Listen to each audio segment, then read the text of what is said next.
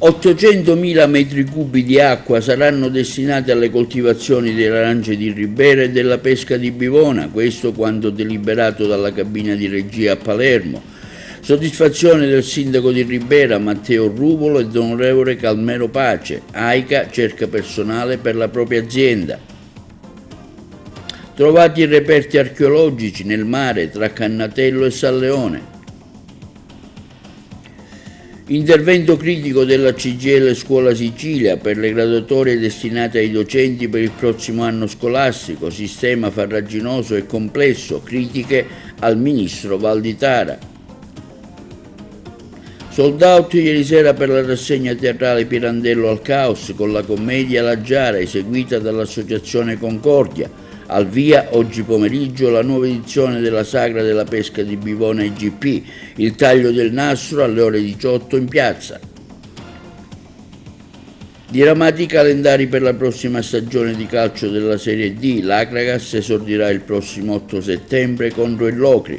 Novità per l'Empedoclina e l'Aragona, oggi pomeriggio dalle ore 16:30 in poi un triangolare di calcio allo Stadio Seneto con le squadre dell'Akragas, Vittoria e Serra di Falco.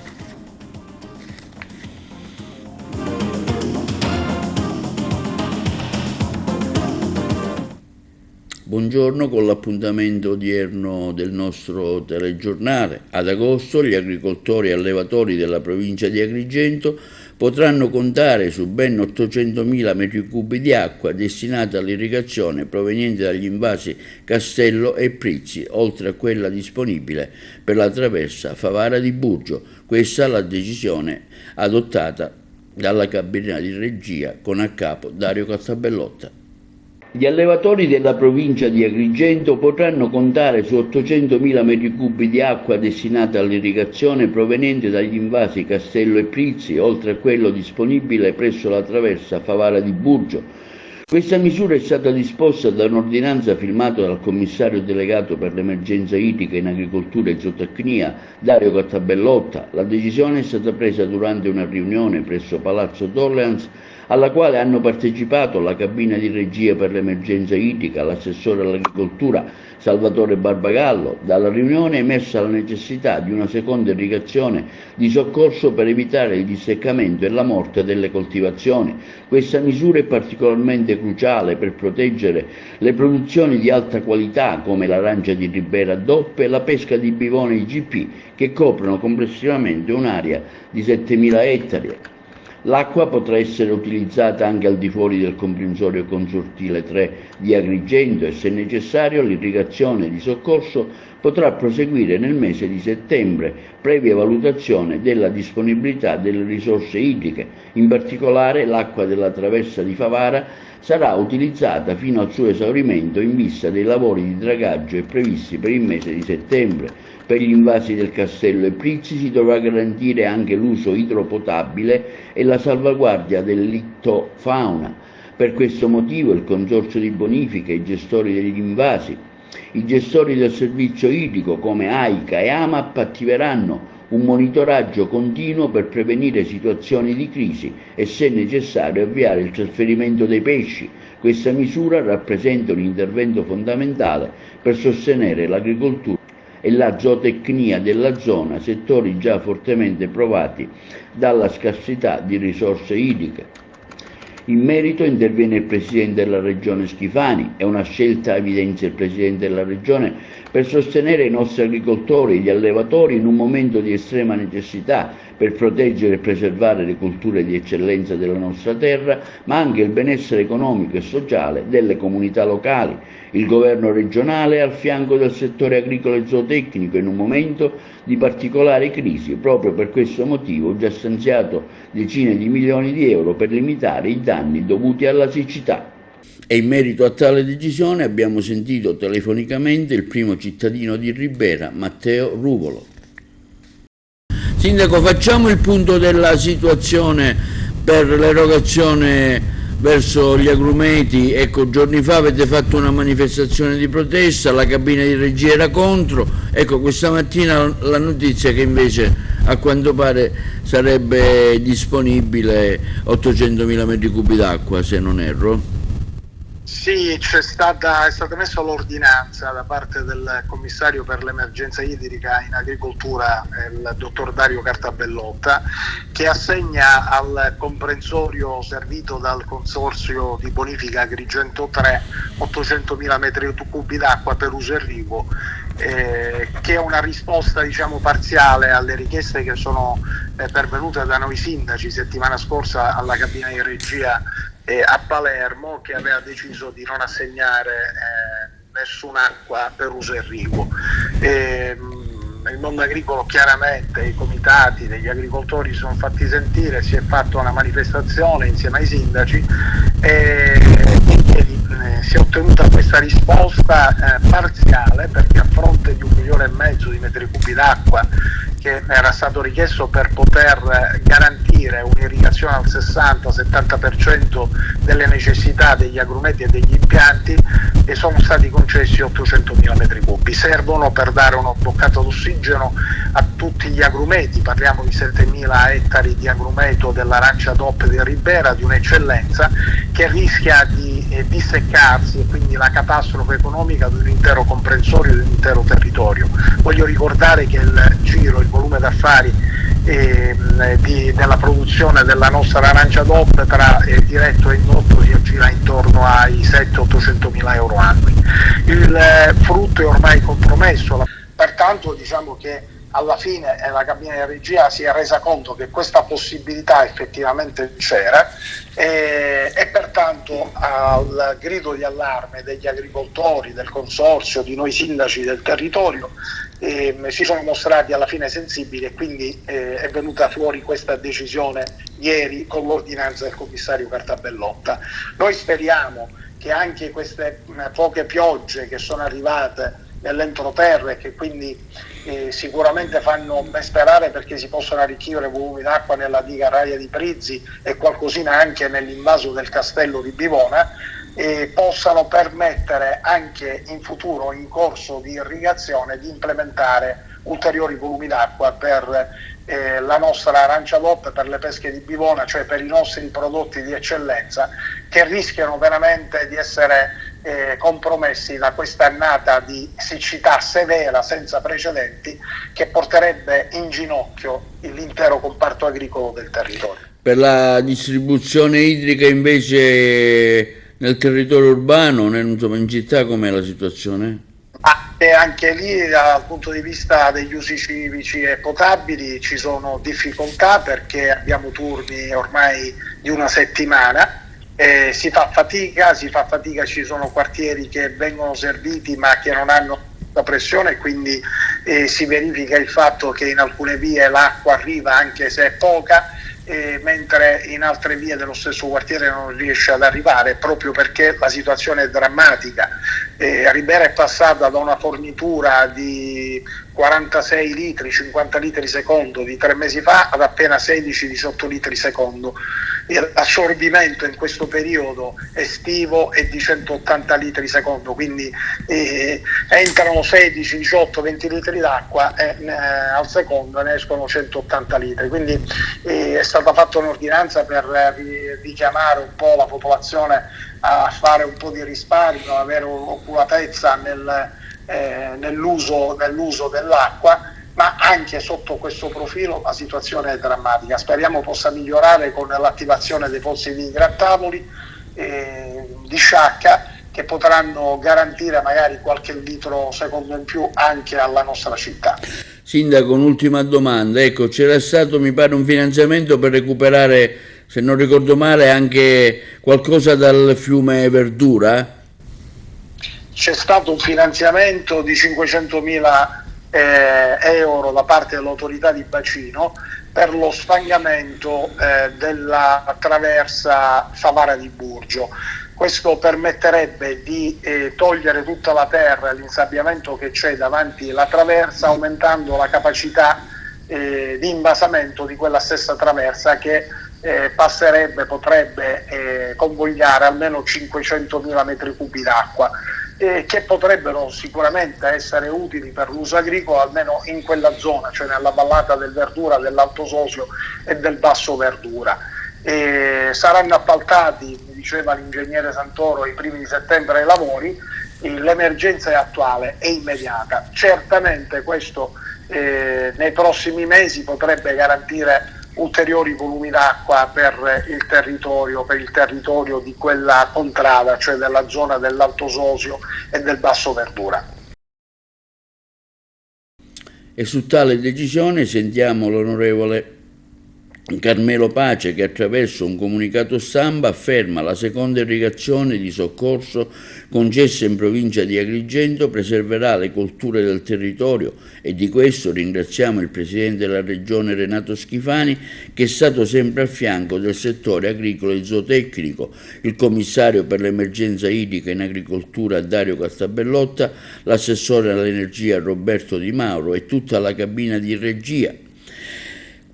Gli 800.000 metri cubi d'acqua, continua Pace, a fronte dei quasi 2 milioni richiesti, non sono però sufficienti, pertanto continueremo a lavorare affinché possano essere trovate ulteriori soluzioni per fornire un maggiore quantitativo che possa definitivamente scongiurare ulteriori perdite per gli agricoltori e gli allevatori. Questo è il comunicato stampa dell'onorevole Pace.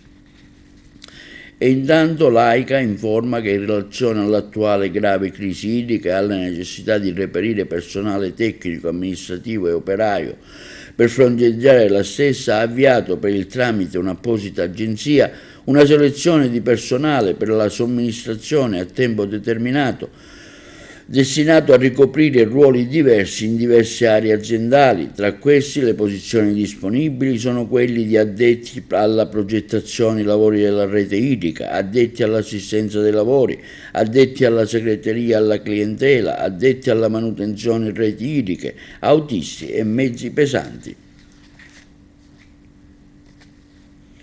La settimana di Ferragosto vede 13 milioni di italiani in viaggio, con una spesa complessiva prevista tra i 6 e i 7 miliardi di euro, per quella che nel 58% dei casi è la vacanza principale, il servizio.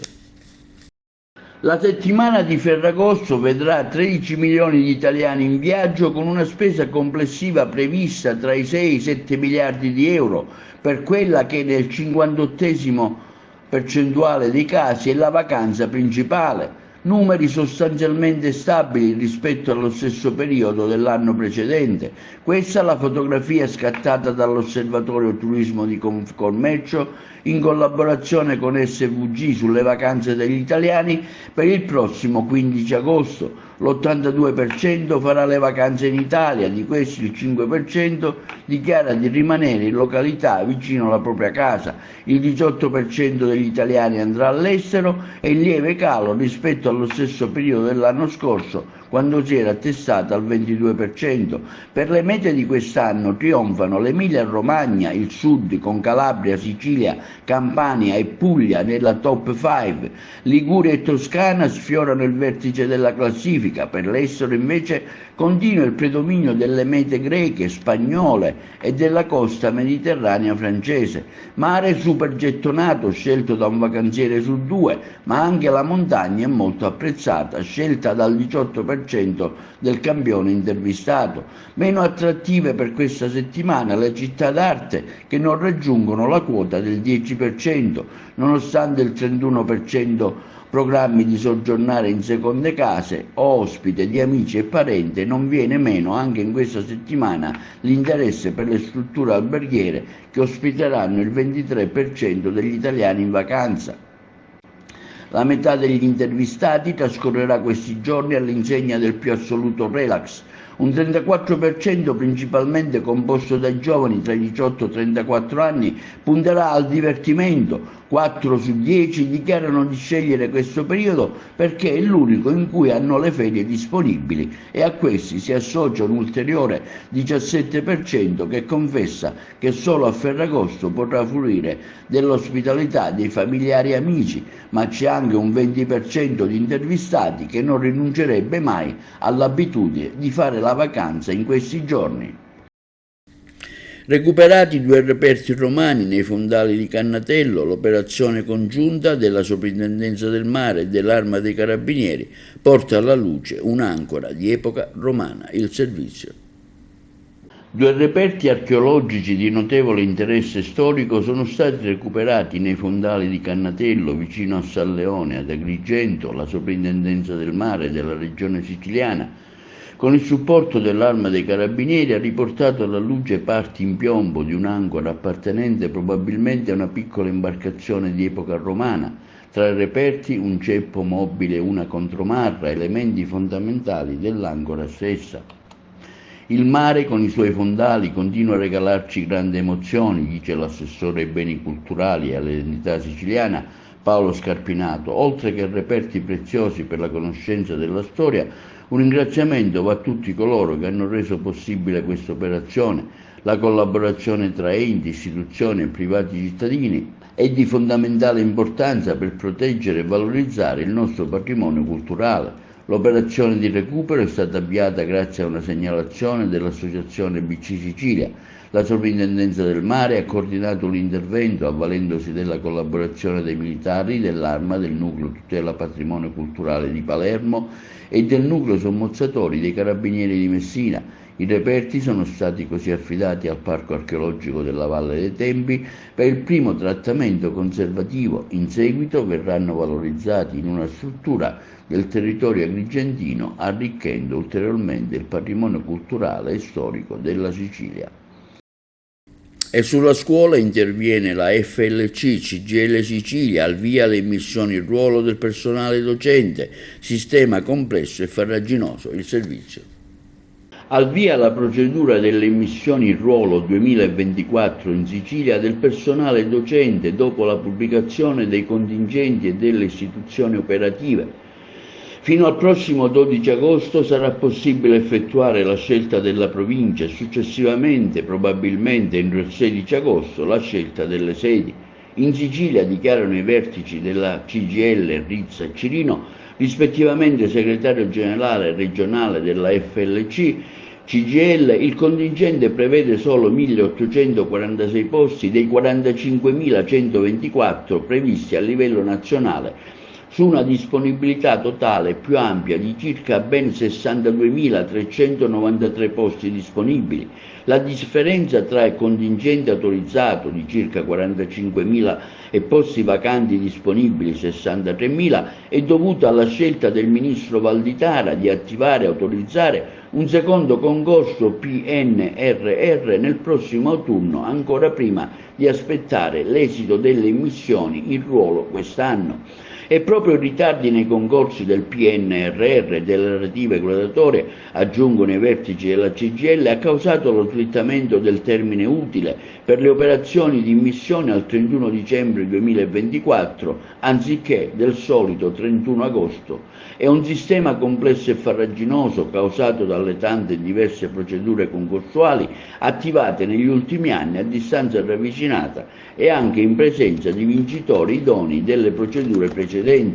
Il sovrapporsi di procedure e graduatorie di anni diversi, concludono i vertici della CGIL Scuola Rizza e Cirino, con la presenza spesso delle medesime persone, determina un grande complessità nella gestione delle procedure da parte delle amministrazioni e un'oggettiva difficoltà degli aspiranti nel comprendere fino in fondo le stesse operazioni che purtroppo, a causa dei soliti ritardi del Ministero, cadono sempre nel mese più caldo, a cavallo del Ferragosto, in sfregio al diritto alle ferie e al riposo di tutti, aspiranti docenti, dirigenti, funzionari degli uffici scolastici regionali, provinciali e sindacalisti compresi, che anche quest'anno, come sempre, saranno presso le sedi per assistere i lavoratori in ogni loro fase della procedura. Aggredisce la compagna con un coltello e scappa, arrestato un uomo di 30 anni a Barcellona Pozzo di Gotto. La corrispondenza dei colleghi di Messina. Un 45enne è stato arrestato dai carabinieri della compagnia di Barcellona Pozzo di Gotto in quanto accusato dei reati di tentato omicidio, maltrattamenti contro familiari e lesioni personali aggravate per aver colpito con un coltello la convivente trentenne. I fatti si sono verificati nella mattina di ieri a Barcellona Pozzo di Gotto, quando i carabinieri, a seguito di una segnalazione pervenuta al 112, sono intervenuti in un appartamento del centro laddove era stata segnalata una lite in famiglia. Nel luogo indicato i militari dell'Arma hanno trovato già i sanitari del 118 intervenuti in soccorso di una donna che poco prima, al culmine di un litigio, era stata aggredita e colpita con un coltello dal convivente, il quale si era allontanato subito dopo aver commesso il gesto. I militari dell'Arma hanno quindi avviato immediatamente le ricerche dell'uomo che, rintracciato pochi istanti dopo nelle vicinanze dell'abitazione, ancora con le calzature sporche di sangue, è stato bloccato e condotto in caserma. Sono stati quindi effettuati gli accertamenti necessari per ricostruire quanto avvenuto da parte dei carabinieri, che nel sopralluogo effettuato nell'abitazione hanno rinvenuto e sequestrato un coltello da cucina, intriso di tracce ematiche, utilizzato dall'aggressore. La vittima, trentenne, trasportata e medicata presso l'ospedale di Milazzo, fortunatamente ha riportato ferite non gravi. L'arrestato invece è stato ristretto presso la casa circondariale di Barcellona Pozzo di Gotto, a disposizione dell'autorità giudiziaria. Tutte le attività sono state coordinate dalla Procura della Repubblica di Barcellona Pozzo di Gotto, diretta dal procuratore, il dottore Giuseppe Verzera, particolarmente attenta a dare sempre pronte ed efficaci risposte ai reati in danno delle vittime vulnerabili. E i sindaci dei comuni della città metropolitana di Catania, dopo gli ultimi eventi parossistici dell'Etna, hanno avanzato alla Regione la richiesta di dichiarazione dello stato di calamità naturale ai fini della dichiarazione dello stato di emergenza. Ce ne parlano i colleghi di Catania. A seguito della riunione dei sindaci dei comuni della città metropolitana di Catania dopo gli ultimi eventi parossistici dell'Etna, è stata avanzata alla Regione la dichiarazione dello stato di calamità naturale ai fini della dichiarazione dello stato di emergenza. Ringrazio il sindaco metropolitano Trantino che si è fatto portavoce della richiesta dei tanti comuni e ha inviato alla Presidente della Regione Schifani formale richiesta di delibera dello stato di emergenza nazionale.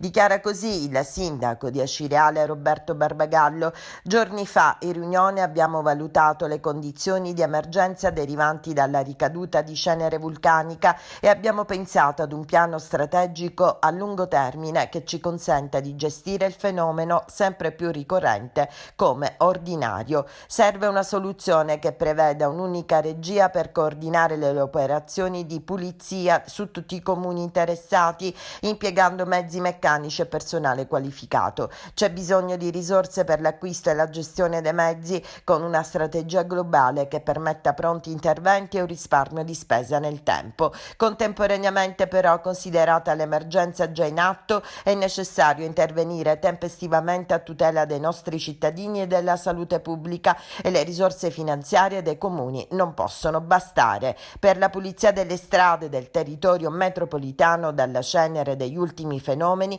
serviranno circa 15 milioni di euro e dobbiamo tener conto che gli eventi possono ripetersi aggravando ulteriormente la situazione. È necessario che si prenda atto dello stato emergenziale ed è necessario avanzare alla Regione la dichiarazione dello stato di calamità naturale per la dichiarazione dello stato di emergenza. E per l'abuso di ufficio approvato definitivamente il disegno di legge Nordio che ne prevede l'abolizione. Da Trapani la corrispondenza. C'è un confronto molto ampio e molto approfondito sul disegno di legge sulle intercettazioni e in materia di reati contro la pubblica amministrazione la stessa cosa. Qui si procede congiuntamente con scelte chiare e condivise. L'intero sistema di reati contro la pubblica amministrazione è un sistema obsoleto. Il Presidente della Repubblica Sergio Mattarella ha promulgato il DDL Nordio. Sono 8 gli articoli del disegno di legge che porta il nome del Guardasigilli e propone una significativa riforma del codice penale, del codice di procedura penale e dell'ordinamento giudiziario. Vediamo i punti principali. Viene abolita la norma del codice penale, articolo 323, che punisce il pubblico ufficiale che, violando consapevolmente leggi, regolamenti o l'obbligo di astensione, cagiona un danno ad altri o si procura un vantaggio patrimoniale. Nel 2020 questo articolo era stato modificato specificando che il reato non si poteva configurare in presenza di margini di discrezionalità amministrativa nell'adozione di un provvedimento. Ora questa disposizione viene cancellata del tutto. Nel frattempo il governo, con il decreto carceri, ha reintrodotto una parziale copertura penale per gli abusi patrimoniali dei pubblici ufficiali e si prevede la pena da 6 mesi a 3 anni per chi, sempre che non residuino margini di discrezionalità amministrativa nel provvedimento, danneggia terzi o si avvantaggia destinando somme di cui è in possesso a finalità diverse da quelle previste dalla legge. Ebbene, questi cittadini che subiranno un abuso d'ufficio con comportamenti materiali non avranno più la possibilità di rivolgersi a un giudice.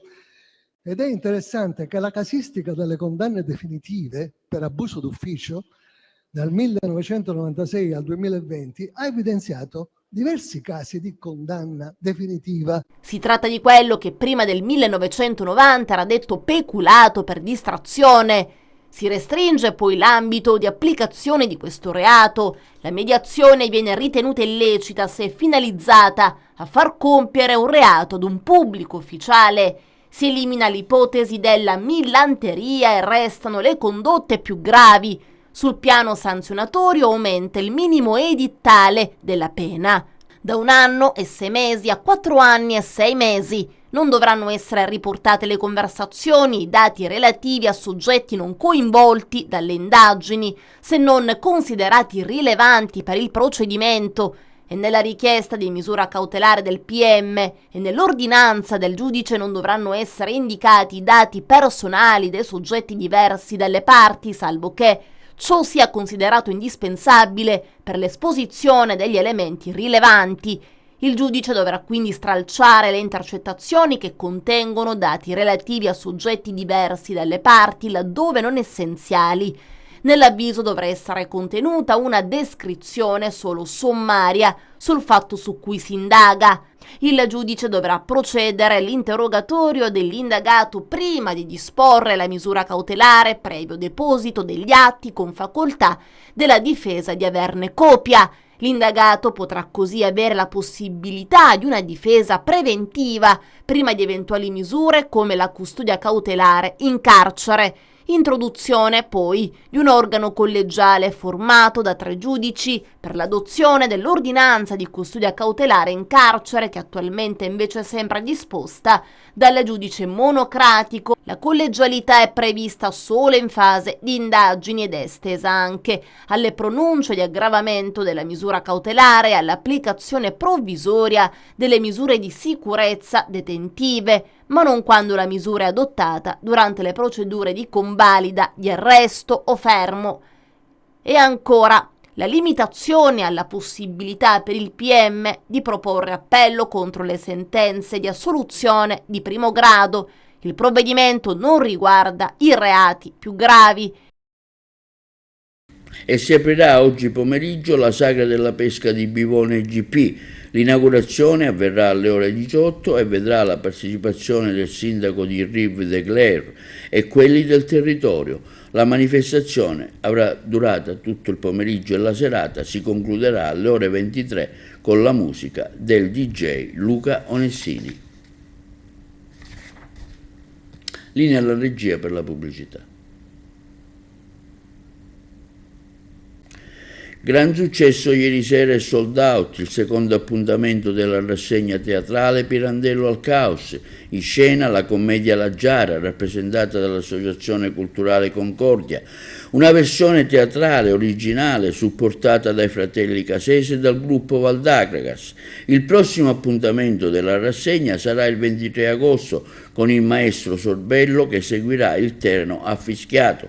È un modo per sopperire alla mancanza di un cartellone estivo da parte del comune di Agrigento, che anche quest'anno non ha organizzato nessun evento. Vediamo il servizio e l'intervista al regista Angelo Cinque. Una serata brillante dall'ottimo successo, considerando il pienone che sta registrando la commedia. Sicuramente è una soddisfazione grandissima, perché non pensavamo di avere il successo che abbiamo avuto a Castrobianca. Qui lo stiamo ripetendo, avendo fatto sold out subito, e tanta gente purtroppo ci stanno chiedendo quando la rifacciamo. Vi garantisco che già la rifacciamo a San Leone a breve, probabilmente per la settimana della festa della Madonna Assunta, e chi non ha avuto il piacere di vederlo né a Costa Bianca né qua avrà la possibilità di vederlo là. Ti aspettavi questo pianone? Ma devo dire che è bella perché è musicale. Tra l'altro quello che facciamo noi della Concordia, cerchiamo di mettere un messaggio, un'anima, e questo è un messaggio particolare perché ognuno di noi forma il proprio carattere su quello che è il proprio vissuto. E io mi sono domandato, quando dovevamo portare in scena Don Lollò, ma perché Don Lollò è così scorbutico, sembra irascibile e via dicendo, e mi sono inventato per Don Lollò un qualche cosa che gli dà un animo e che vi invito proprio a vederlo, perché poi mi direte se vi piace oppure no, e che parla dell'amore e della valenza dell'amore nell'esistenza di ogni uomo, come può cambiare l'esistenza di un uomo su quello che è un sentimento come l'amore. Una regia particolare. Ma a me piace, in qualsiasi cosa faccio, TV ne ha esperienza, che sia sull'olocausto, che sia contro la violenza sulle donne o altro, io metto sempre dei messaggi, anche la verità che porteremo all'Efebo, parliamo di femminicidi, un tema attualissimo, e quindi dico, il teatro non può essere autoreferenziale, il teatro deve dare dei messaggi, e come dirò anche stasera prima di iniziare, il teatro trasmette cultura, fa cultura, e chi ci ascolta deve poter recepire qualche cosa che sia di positivo, che dia un qualche cosa e lasci dentro qualche cosa per fare riflettere, e questo è quello che mi auguro. Ecco, voi delle associazioni vi state un po' sostituendo alle iniziative estive, al ruolo che il comune purtroppo quest'anno non ha fatto nulla.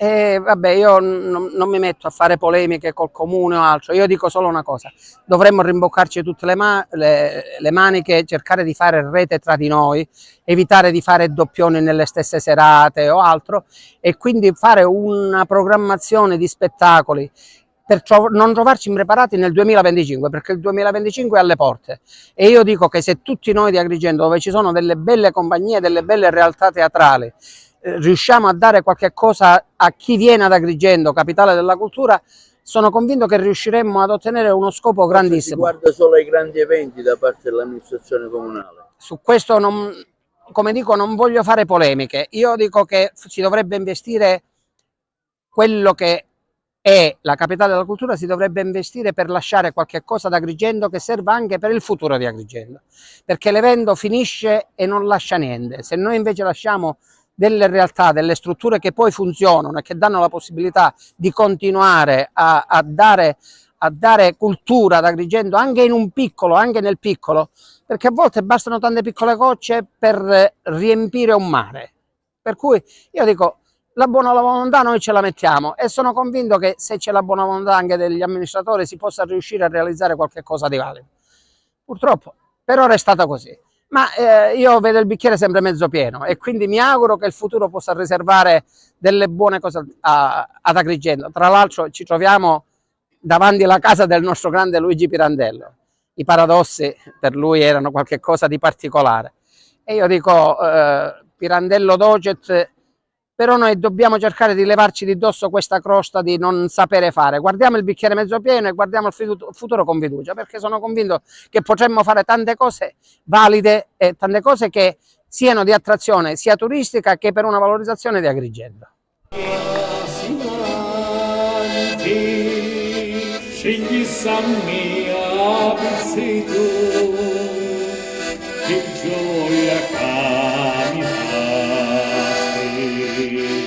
Sento il tuo marito, mi cuzzanzo carata, fammi da te. E si è svolta a Milena, in provincia di Caltanissetta, la sagra della Briulata, il servizio di Macaluso. 27ª edizione della sagra dell'Imbrolata a Milena. Quest'anno com'è andata l'organizzazione, Sindaco? È andata diciamo bene, come dalle aspettative. Quest'anno la 27esima ricade con il centenario del Comune di Milena, il centenario della nostra autonomia, e quindi diciamo che siamo abbastanza soddisfatti della riuscita di quasi tutte le serate che noi stiamo organizzando, quindi una bella manifestazione. Un piccolo paesino, però diciamo sempre pieno di gente che ha voglia di uscire, di divertirsi. Sì, diciamo che questo format ormai lo sperimentiamo da diversi anni. Poi abbiamo diverse serate che comunque si sono ormai radicate o strutturate nella nostra estate milanese, tipo lo street food, la sagra dell'Ambriulata, questa è la 27esima sagra, come ricordavi poco fa, quindi domenica ci sarà la festa per Sant'Antonio, quindi avremo anche il concerto dei Mattia Bazzar. Diciamo che è un piccolo paesino che durante l'estate vuole dare vuole dire la sua voce.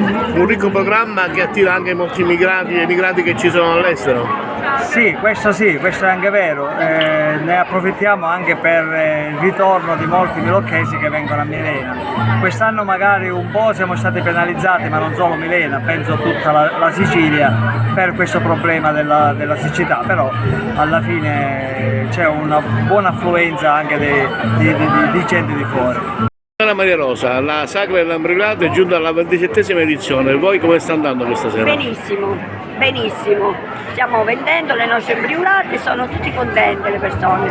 Ci parli un po' della ricetta, cosa c'è dentro l'ambriulata? Allora, nella ricetta mettiamo le patate, le cipolle, la salsiccia, poi mettiamo olive e formaggio. 27esima edizione della Sagra dell'Ambriulata a Milena, diciamo è un tipico prodotto di Milena, come lo fa lei? Si fa una pasta dura, si sfila finemente e poi si ci mette tipo tritato, patate, cipolle e olive, e questa è l'ambriulata tipica di Milena. Come sta andando questa sera?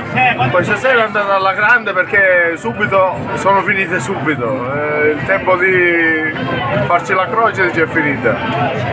Anche voi presenti alla Sagra dell'Ambriulata, lei come la fa l'imbriulata? La sagra seguiamo un disciplinare, quindi mettiamo una sfoglia molto fine di pasta di pane e poi aggiungiamo le patate, cipolle, tritato, olio d'oliva e rigorosamente olive. Quanta lievitazione fate fare? La lievitazione è pochissima perché è una sfoglia quasi senza lievito, quindi non ha molta lievitazione. Come è andata questa sera? Benissimo, benissimo. Non abbiamo quasi finito di vendere le imbriolate e diciamo che siamo a metà serata. Grazie. Viaggio Licata, il tamburinara di Girgenti, anche qua per la Sagra della Imbriulata a Milena. È un onore per noi rappresentare la festa di San Calogero nei vari comuni della Sicilia. Ringrazio la Proloco e il comune di Milena per l'invito che ci hanno emesso. Orgoglioso di venire in questo paesino piccolino ma davvero ben accogliente sia per noi sia per i paesi limitrofi. Abbiamo visto che c'è un bel numero congruo di visitatori per la Sagra dell'Ambriulata, il nostro ritmo incessante sveglia gli animi del paese e di tutti i visitatori.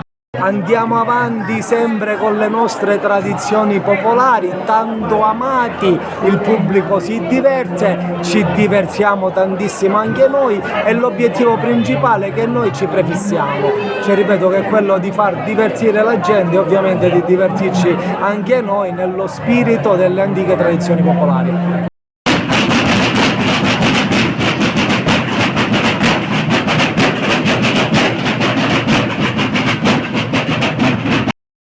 A Taormina è stata inaugurata la mostra archeologica e multimediale sulla città invisibile greco-romana. Ce ne parlano i colleghi di Messina. È aperta dal 7 agosto al pubblico la grande mostra archeologica e multimediale dal titolo Da Tauromenion a Tauromenium, la città invisibile tra storia e archeologia, in programma a Palazzo Ciampoli dal 7 agosto fino al 30 novembre del 2024. Visite tutti i giorni dalle ore 10 alle ore 19. Oggi un evento per noi molto importante, l'inaugurazione di una mostra dedicata all'antica Taormina, a quella città invisibile e antica che però è in mezzo a noi, nel centro urbano, nelle vie nascoste della città, al di là del grande teatro che è il monumento che tutti vanno a visitare, a vedere e che conoscono. Vogliamo fare scoprire questa città invisibile e segreta. Questa è la nostra sacerdotessa di Iside, che è stata trovata alla fine dell'Ottocento, appunto nell'area urbana vicino al tempio, quello che appunto sappiamo essere il tempio di Iside e Serapide. La statua fu acquistata dal Museo Salinas ed è da fine Ottocento appunto esposta al Museo Salinas. È un ritorno perché la statua era stata già esposta qui nel 2000, quando era stata realizzata un'esposizione permanente nel locale che si chiama Badia, un'esposizione che poi purtroppo è stata smontata e quindi diciamo che da allora manca una esposizione archeologica in città. E al Teatro Segesta Bach incontra Dante, la corrispondenza da Trapani. Miei nobili viandanti, buona visione.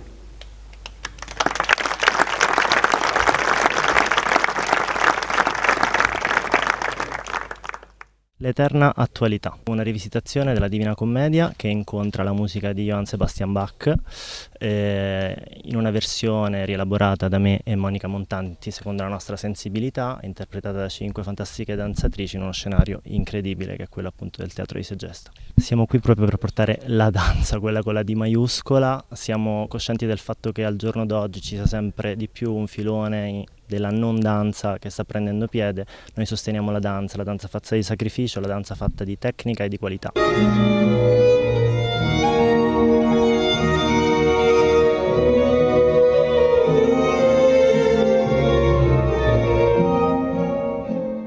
Ci occupiamo di danza perché la danza ha bisogno di sostegno, di supporto proprio in questo momento e quindi davvero sono molto contenta che il direttore abbia puntato anche sulla danza, perché è importante sostenere i danzatori, i ballerini e le compagnie che con tanto coraggio cercano di portare il lavoro su un palcoscenico, poi in un posto meraviglioso e magico come questo, al valore aggiunto.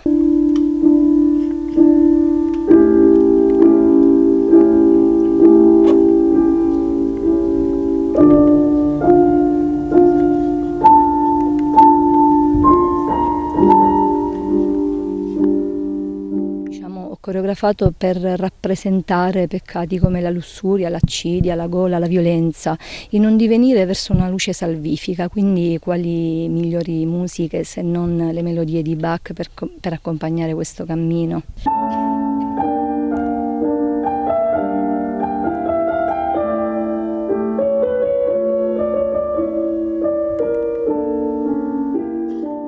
Il mio messaggio è quello di dare spazio alla cultura, quindi una cultura a 360 gradi, danza, prosa, musica e perché no un testo che ha un valore infinito, che sarà per sempre, che sono i testi di Dante.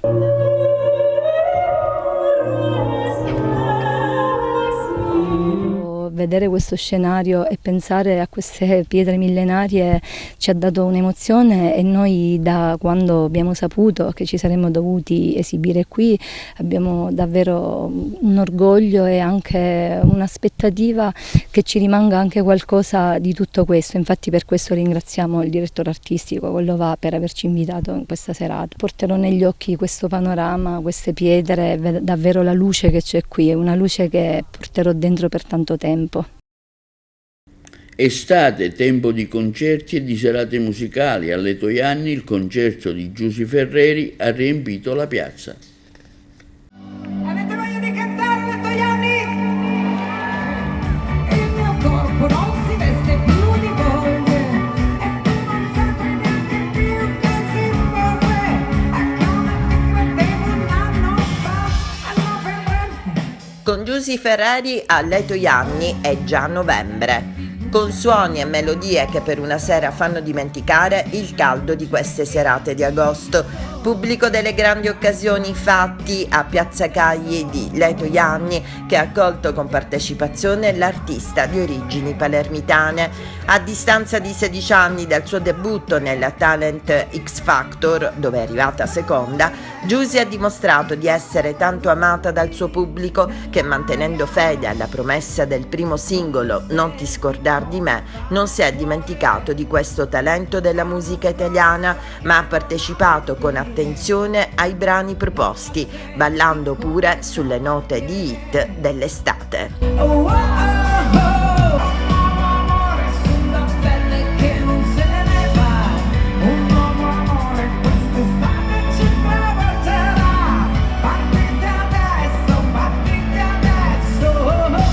Passiamo ora allo sport. La Lega Nazionale Dilettanti ha diramato il calendario della prossima stagione di Serie D. 12 le squadre siciliane che vi parteciperanno, tra cui 3 agrigentine.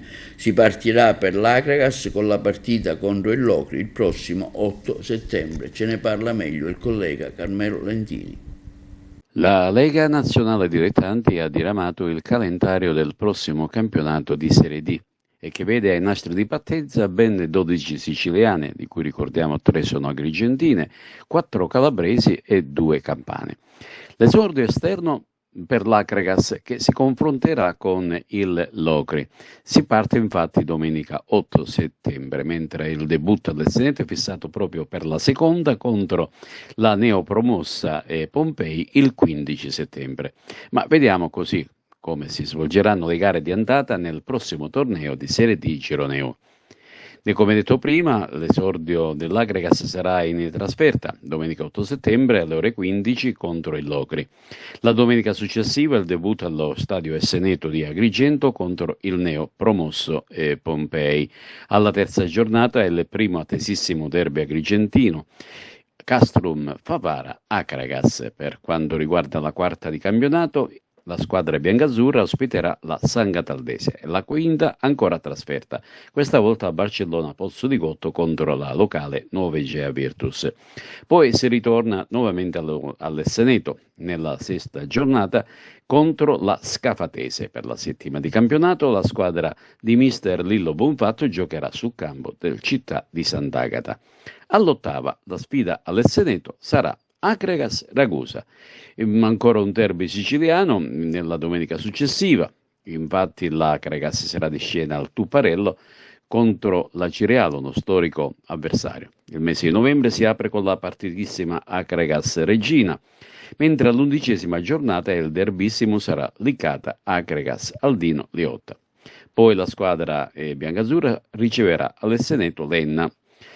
Per la 13ª turno casalingo contro il Paternò, mentre alla 14ª il calendario metterà di fronte Siracusa ed Acragas.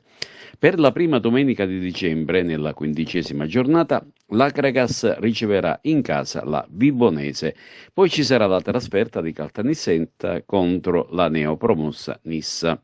La formazione di biancazzurra, prima di Natale, riceverà allo Stadio Esseneto il San Biase per l'ultima giornata del girone di andata. La stagione regolare del torneo terminerà il 4 maggio. Nel frattempo il club ha ufficializzato il tesseramento dell'esterno d'attacco Mattia Galiano, un classe 2006, in arrivo anche dal settore del giovanile del Perugia. E anche il giovane difensore classe 2006 sarà dell'Acragas. Si tratta di Leonardo Maimone, che proviene dal Messina ma cresciuto nel settore giovanile del Catania. Il mercato in entrata è ancora aperto, non è da escludere l'arrivo di un altro giocatore senior, e specialmente nella zona di attacco. Secondo insistenti voci di mercato si tratterebbe di Manuel Serrao, ma è semplicemente una voce, un classe 1989 che è milanese di nascita. La scorsa stagione giocava a Siracusa, dove ha accumulato 20 presenze e ha segnato 7 reti. Intanto questo pomeriggio all'Esseneto l'Acragas parteciperà ad un triangolare con Vittoria e Serra di Falco. Il fischio d'inizio è programmato per le ore 16:30. E si terrà oggi pomeriggio, con inizio alle 16:30, allo Stadio Esseneto un triangolare di calcio con le squadre dell'Acragas, Vittoria e Serra di Falco. Gli incontri avranno una durata di 45 minuti ciascuno e servirà per tassare la preparazione atletica della squadra biancazzurra. E vediamo ora un ulteriore approfondimento sul campionato di promozione con un focus sulle squadre dell'Empedoclina e dell'Aragona. Ce ne parla sempre il collega Carmelo Lentini. Scendendo di categoria, l'Aragona Calcio è ufficialmente ripescata nel campionato di promozione Girone C. La compagine biancazzurra farà parte di un gruppo di 4 agrigentine, tra le quali Casteltermini, Gemini e Camarat. In questo girone sono state inserite avversarie forti come Belpasso, Giarre, Santa Venerina, Serra di Falco e Riposto. Domenica 11 l'Aragona sosterrà un allenamento congiunto contro il Virtus Favara, che corrisponde al primo impegno stagionale. Novità invece in casa Empedoclina, che dopo una stagione culminata con una cocente retrocessione in prima categoria si accinge a ripartire con una nuova società al timone. Il commercialista Ezio Veneziano e il suo gruppo infatti subentrano all'ex patron Granata Alessandro Termini alla presidenza del club empedoclino. Si chiude dopo 13 anni l'era Termini, per cui Veneziano e soci sono già al lavoro per iscrivere la squadra al prossimo campionato di prima categoria. Ebbene, questo è tutto per oggi. Vi ricordiamo che i nostri programmi sono visibili in streaming sul sito televideoagrigento.tv, sul canale 93 di Video Sicilia, il telegiornale alle ore 15 e alle ore 20 con replica la mattina alle 9 e sull'LCN 268 in tutta Italia per chi ha le smart TV. E questo è tutto e vi auguriamo un buon fine settimana da parte della redazione e di tutta TVA.